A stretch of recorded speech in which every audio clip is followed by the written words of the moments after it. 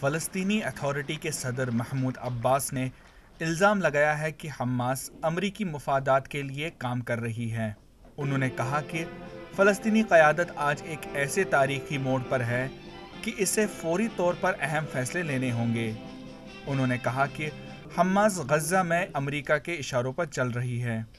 فلسطینی اتھارٹی کے صدر نے مرکزی کونسل کے ارکان کو مخاطب کرتے ہوئے کہا کہ آپ اس وقت تاریخ کے نازک مرحلے میں ہیں۔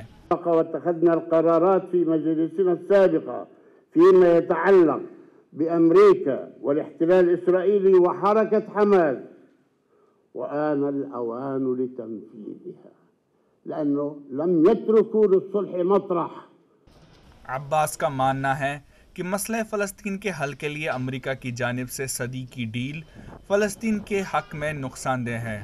انہوں نے کہا کہ اعلان بیلفورڈ ہو چکا مگر صدی کی ڈیل نہیں ہونے دی جائے گی۔ سابق برطانوی وزیر خارجہ لارڈ آرتھر بیلفورڈ نے سن 1917 کو فلسطین میں یہودیوں کے قومی وطن کے قیام کی منظوری دی تھی، جسے اعلان بیلفورڈ کا نام دیا گیا۔ امریکہ کے منصوبے کے مطابق فلسطینیوں کو غزہ اور مغربی کنارے میں ایک محدود ریاست پیش کی جائے گی۔ عباس کا کہنا ہے کہ ان کا موقف دونوں خطوں کی مکمل آزادی ہے۔